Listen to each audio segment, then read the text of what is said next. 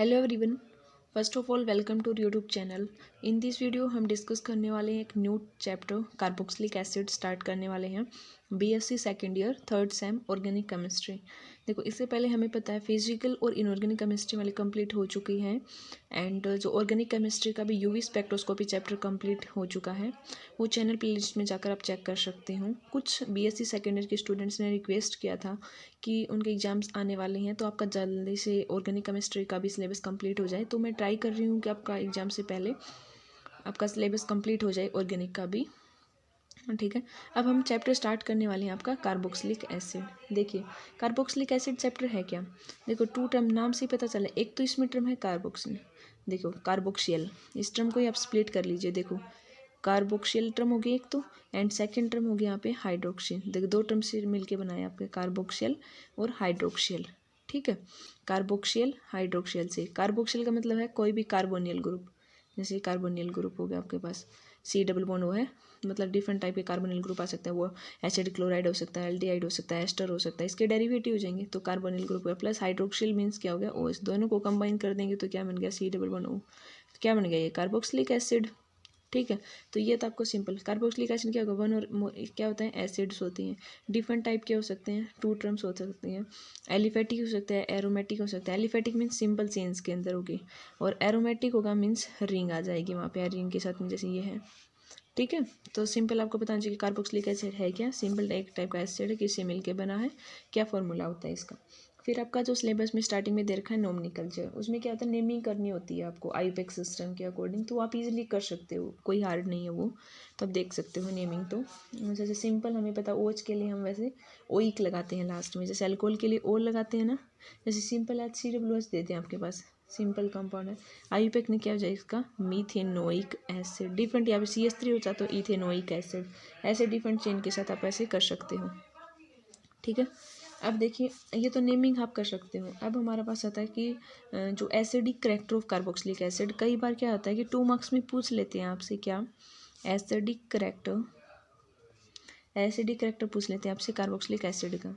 ठीक है, तो आप स्ट्रक्चर से बना सकते हो। देखो, रेजोनेटिंग स्ट्रक्चर जब आप ड्रॉ करोगे कार्बोक्सिलिक एसिड के, तो हम क्या देखते हैं यहाँ पे, रेजोनेटिंग स्ट्रक्चर में क्या करते हैं, हम ट्रांसफर करते हैं 1 इलेक्ट्रॉन। तो यहाँ पे क्या होता है, चार्ज का डिस्पर्शन, और नेगेटिव और पॉजिटिव दोनों चार्ज, वहाँ पे जो H है वहाँ पे देखिए, आप रेजोनेटिंग स्ट्रक्चर से समझ लीजिए। पहले कार्बोक्सिलिक एसिड की स्ट्रक्चर करेंगे तो C OH हो गया। ठीक है, ऑक्सीजन पे यहाँ पे क्या है, लोन पेयर, ये सिंपल बॉन्ड है, क्योंकि 6 होते हैं तो 2 4 तो लोन पेयर, एक बॉन्ड इसने बना लिया हाइड्रोजन के साथ, ये सिंपल। यहाँ पे भी 2 और 4।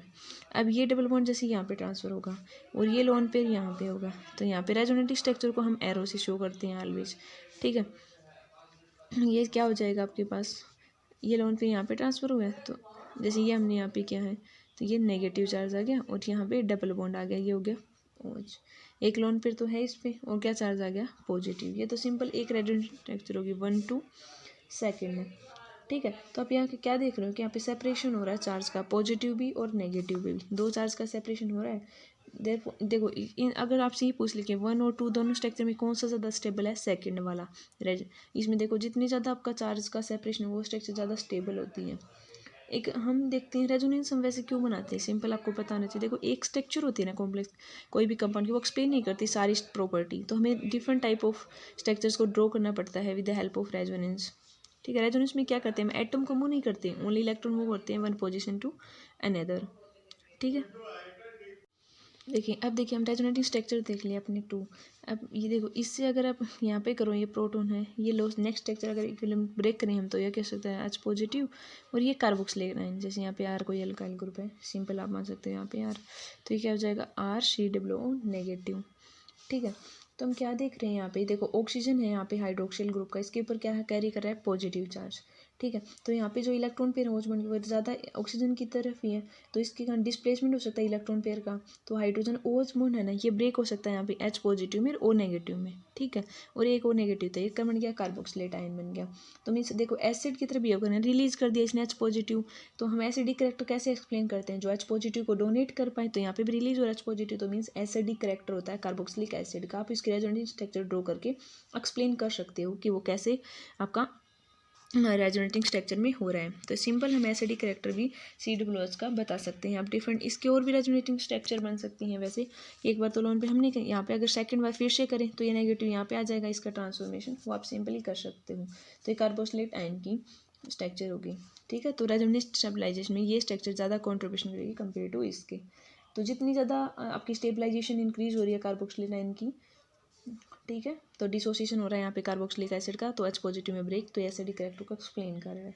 अब जो नेक्स्ट आपके ऑर्बिटल स्ट्रक्चर्स भी आप बना सकते हो। जैसे आपके पास ऑर्बिटल स्ट्रक्चर आ जाए तो कैसे बनाओगे, जैसे ये आपके पास ऑक्सीजन है, 2 ऑक्सीजन आपके एक ये आप इसके ऑर्बिटल हैं, ये ऑक्सीजन के मान लो, ये इसके हो गए, और ये आपके हैं जैसे कार्बन के। तो हमारे पास देखो अगर आपका डबल बॉन्ड है, एक सिग्मा बॉन्ड है, एक पाई बॉन्ड है, ऐसे ही इसमें भी एक सिग्मा बॉन्ड हो गया। सिंगल वाला जैसे हमने मान लिया एक सिग्मा बॉन्ड है, ये सिग्मा बॉन्ड है।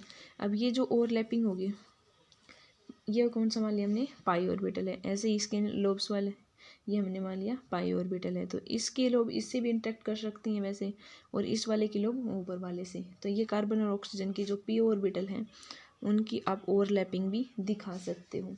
ठीक है, जो अनहाइब्रिडाइज्ड p ऑर्बिटल है कार्बन, वो ओवरलैप करेंगे साइड वाइज p ऑर्बिटल के साथ, दोनों के साथ ऑक्सीजन एटम जो भी डीलोकलाइज पाई ऑर्बिटल बना रहा है, तो पाई इलेक्ट्रॉन यहाँ पे कन्फाइन होगी दो न्यूक्लाई के बीच में और डिस्ट्रीब्यूट हो रहे हैं तीनों एटम पे। तो यहाँ पे डीलोकलाइजेशन हो रहा है पाई इलेक्ट्रॉन का, तो वो स्टेबलाइजेशन की फॉर्मेशन कर रहा है कार्बोक्सिलेट आयन की। ये तो सिंपल ऑर्बिटल डायग्राम आप बना सकते हो। अगर कंपैरिजन करना भी आ जाए आपके पास एसिडिक कैरेक्टर, जैसे अल्कोहल का है कार्बोक्सिलिक एसिड, वैसे देखोगे तो दोनों टर्म में, जैसे अल्कोहल है आपका कार्बोक्सिलिक एसिड, तो दोनों में क्या आपका OH है। ठीक है, बट अल्कोहल हमारे पास न्यूट्रल कार्बोक्सिलिक एसिड ज़्यादा एसिडिक कैरेक्टर शो करता है।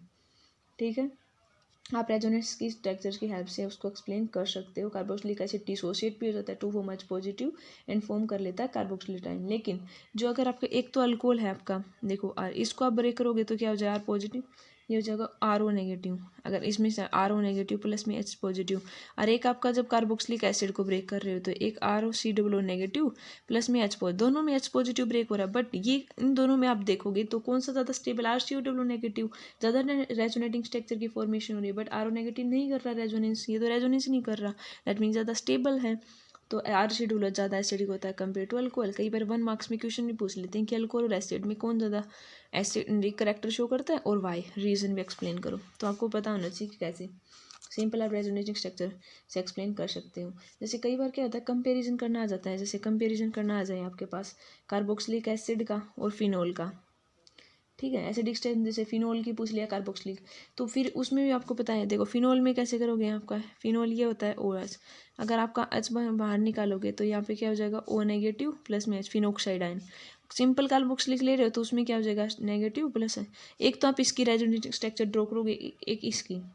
ठीक है, तो कार्बोक्सिलिक एसिड ज़्यादा स्ट्रॉन्गर होता है फिनोल से, इसको हम एक्सप्लेन कर सकते हैं स्टेबलाइज भी। देखो R- यहाँ पे कर रहे हो, देखो और ओ यहाँ पे रेजोनेटिंग स्ट्रक्चर बनेंगी इनके बीच में, और लेकिन यहाँ पर इतनी, तो हम क्या कंपेयर कर लेते हैं ना कार्बोक्सिलेट आयन और फिनोक्साइड आयन को, हम क्या देखते हैं कि जो नेगेटिव चार्ज है ना कार्बोक्सिलेट आयन में वो तो डिस्पर्स हो रहा है 2 ऑक्सीजन एटम में, बट इन फिनोल में तो सिर्फ 1 के ऊपर ही हो रहा है, एक ही ऑक्सीजन है ओनली। तो जो चार्ज डिस्पर्जल होगा ना 2 ऑक्सीजन एटम, वो ज़्यादा स्टेबिलिटी कर रहा है, तो ज़्यादा फॉर्मेशन ईज हो जाएगी ना, आसानी से कार्बोक्सिलेट आयन की फॉर्मेशन कर लेगा। तो कार्बोक्सिलिक एसिड आपका आसानी से H+ रिलीज कर सकता है, तो इसलिए ज़्यादा स्ट्रॉन्गर एसिड देन फिनोल। तो 2 क्वेश्चन बनते हैं आपसे। अब तक हमने इतना किया, यहाँ से एक क्वेश्चन तो फिक्स, कई बार तो एसिडिक कैरेक्टर से डायरेक्ट क्वेश्चन पूछ लेते हैं COOH। तो सिंपल आपको 2 या 3 रेजोनेटिंग स्ट्रक्चर बनाओगे, फिर चार्ज डिस्पर्सन शो करोगे। कई बार आपसे ये पूछ लेते हैं कि जैसे अल्कोहल दे दिया या कार्बोक्सिलिक एसिड, या फिनोल दे दिया कार्बोक्सिलिक एसिड, कौन सा ज़्यादा एसिडिक है और रीज़न बताओ, तो आप एक्सप्लेन कर सकते हो। ठीक है, अब हमारे पास एक नेक्स्ट टॉपिक स्टार्ट होता है आपका method of preparation. Method of preparation, अब हम जो COOH उसको प्रिपेयर कैसे करेंगे, मेथड ऑफ प्रिपरेशन करनी है आपको कार्बोक्सिलिक एसिड की। देखो एक तो सिंपल मेथड आपका ऑक्सीडेशन से कर सकते हो। देखो ऑक्सीडेशन से कर सकते हो, उसमें क्या, किसका, प्राइमरी अल्कोहल ले लो या आपका पास एल्डिहाइड ले लो, कौन सी चीज़ ले लो। जैसे आपके पास प्राइमरी अल्कोहल, तो आपको देखो प्राइमरी होता है, एक सेकेंडरी होता है, एक टर्शरी होता है, ये आपको आई होप आपको पता ही है। जैसे डायरेक्ट अटैच आपका ये प्राइमरी हो जाएगा, अगर एक हाइड्रोजन इसको हटा के यहाँ पे एक आ रहा तो ये सेकेंडरी, तीनों ही अल्काइल ग्रुप आ जाए सीधा डायरेक्ट, तो ये टर्शरी हो जाता है। अब सेम प्राइमरी अल्कोहल आपके पास, ये आपके पास क्या है एल्डिहाइड है। ठीक है। इन दोनों से कोई सी भी ट्रेम उसको आप ऑक्सीडेशन कर दोगे ना तो डायरेक्ट आपका कार्बोक्सिलिक एसिड में ट्रांसफ़र हो जाता है। तो कुछ भी नहीं करना, आप ऑक्सीडेशन करना है, प्राइमरी अल्कोहल लो, एल्डिहाइड लो, या डायरेक्ट ऑक्सीडेशन से ये हो जाएगा। आप ऑक्सीडेशन के लिए कोई भी रिएजेंट यूज़ कर सकते हो, जैसे अगर आपके पास बेंजाइल अल्कोहल है या सिंपल एल्डिहाइड है तो एक तो आप ये K2Cr2O पोटेशियम डाइक्रोमेट यूज़ कर सकते हो, डायरेक्ट कन्वर्ट कर देगा in the presence of sulphuric acid. Reagent आपको थोड़ा पता होना चाहिए। एंड सेकंड, एक एल्डिहाइड को डायरेक्ट आपको एसिड में करना होता है। एक फेमस टेस्ट होता है आपके पास, क्या फेमस, वो हम नेक्स्ट उसमें टोलिन रिएजेंट टेस्ट, जैसे हम एल्डिहाइड है आपका, देखो एल्डिहाइड ले लिया, उसमें टोलन रिएजेंट टेस्ट है। टोलन रिएजेंट क्या होता है, कई बार 1 मार्क्स में क्वेश्चन आ जाता है, what is Tollens reagent. Ammoniacal solution होता है सिल्वर नाइट्रेट का। देखो MAgNH3 ट्वाइस पॉजिटिव, यहाँ पे ट्वाइस होता है OH नेगेटिव, ये आपके पास क्या होता है टोलेंस रिएजेंट। ठीक है, वो आप बैलेंस कर लेना कितने मिलकर। अब इसकी फॉर्मेशन होती है तो देखो RCO या O नेगेटिव, तो ये फॉर्मेशन बनाता है आपका RCW नेगेटिव और NH4 पॉजिटिव, और साथ में सिल्वर आपकी रिमूव हो जाती है और एक वाटर, तो ये हो जाएगा सिल्वर प्लस H2 और अमोनिया बाहर। तो यहाँ से आप प्रोटोन को लॉस करोगे आप, ठीक है, प्रोटीनेशन करोगे तो यहाँ पे क्या हो जाएगा, NH3 ये बार एक और नेगेटिव H आएगा तो ये आ गया RCOOH। तो इससे भी आप कर सकते हो। तो एक तो हाईली सिलेक्टिव मेथड होता है, वैसे दूसरे ग्रुप्स को नहीं करता है, बट ये टोलेंट रिएजेंट ओनली एल्डिहाइड को ही करता है। फर्स्ट मेथड तो हो गया ऑक्सीडेशन, डायरेक्ट प्राइमरी अल्कोहल या एल्डिहाइड को डायरेक्ट एसिड में। जो सेकंड प्रिपरेशन है आपके यहाँ, उसमें हम अल्काइल बेंजीन है, जैसे कोई भी अल्काइल बेंजीन का मतलब क्या है, ये बेंजीन है, R ग्रुप अटैच है, उसका सिंपल ऑक्सीडेशन कर दोगे तो किस में कन्वर्ट हो जाएगा, वो आपका एसिड में डायरेक्ट कन्वर्ट हो सकता है। जैसे आप R की जगह आप CH3 ले लो यहाँ पे, तो क्या जाएगा टोल्यून, और रिएजेंट आप ले लो जैसे KMNO4, ऑक्सीडेशन रिएजेंट काफ़ी यूज़ करते हैं KOH, तो यहाँ पे डायरेक्ट किस में कन्वर्ट हो जाएगा कार्बोक्सिलिक एसिड में। हो गया सेकंड। और थर्ड, हम इसकी प्रिपरेशन जैसे ये भी कर सकते हो, हाइड्रोलाइसिस।